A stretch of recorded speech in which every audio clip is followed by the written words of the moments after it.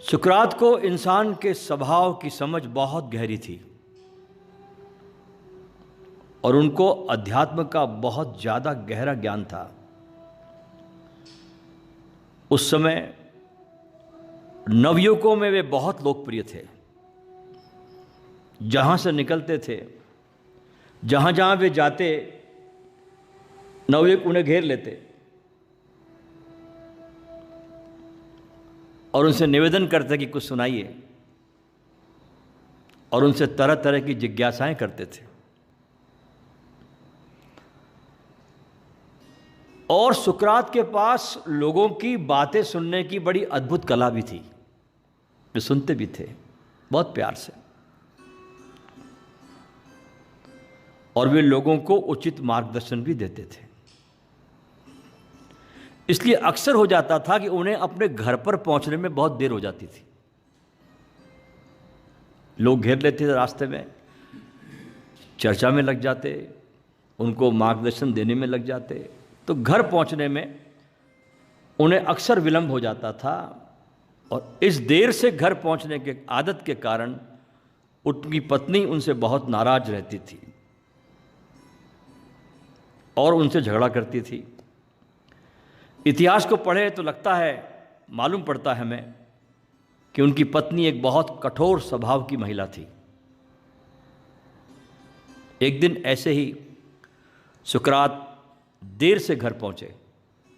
बहुत देर हो गई तो देखा पत्नी बहुत नाराज है।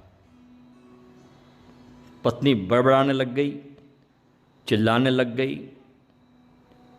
सुकरात ऐसे समय अक्सर मौन हो जाया करते थे, एक शब्द नहीं बोलते थे,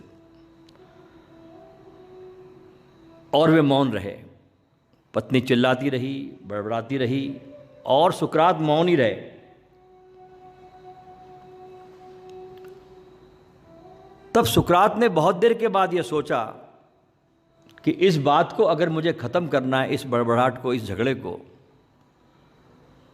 तो यही बेहतर होगा कि मैं इसके सामने से हट जाऊं।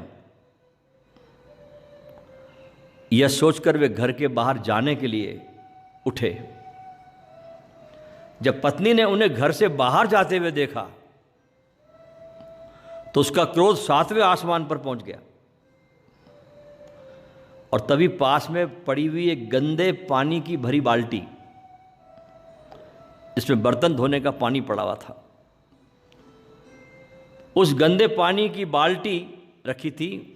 उसने आओ देखा न था उनकी पत्नी ने, और वो गंदा पानी सुकरात के ऊपर उंडेल दिया। सुकरात गीले हो गए, उनके कपड़े गंदे हो गए, उनका शरीर गीला हो गया। फिर भी वे मौन रहे, कुछ भी नहीं बोले, कोई प्रतिक्रिया नहीं की। बल्कि थोड़ी देर बाद वे सहज ही मुस्कुराते हुए पत्नी से बोले, बादल बहुत देर से गरज रहे थे और उनका बरसना स्वाभाविक ही था। अच्छा हुआ वे बरस गए, क्योंकि बादल बहुत देर से गरज रहे थे। अच्छा हुआ कि बरस गए। उनका ये सरल और सीधा सा जवाब सुनकर उनकी पत्नी भी दंग रह गई कि इतना गंदगी भरा बाल्टी डाला, इतना झगड़ा कर रही हूँ, इतना बड़बड़ा रही हूँ, और फिर भी मुस्कुरा कर कहते हैं कि इतनी देर से बादल गरज रहे थे तो बरसना स्वाभाविक था। इस प्रकार का ये कार्य, जो कर्म है, जो सुकरात ने इस घटना में किया, ये उसकी महानता को दर्शाता है। देखने में ये घटना बहुत साधारण लगेगी आपको, और ये हमारे साथ भी हो सकता है और होता भी है। लेकिन अगर हम सुकरात की जगह होते तो उस परिस्थिति में हम क्या करते हैं? अपने को रखिए उस स्थिति में। आप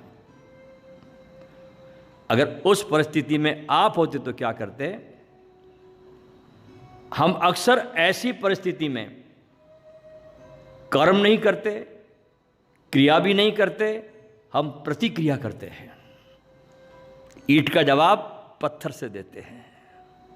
यह है महानतम आदमी की और जो महानतम नहीं है उसका अंतर, कि ऑर्डिनरी आदमी प्रतिक्रिया करता है, एक्शन का रिएक्शन करता है। हम एक्ट नहीं करते, रिएक्ट करते हैं। हम ऐसा कार्य करते हैं उस समय क्रोध में आकर के कि बाद में हमें ही शर्मिंदा होना पड़ता है।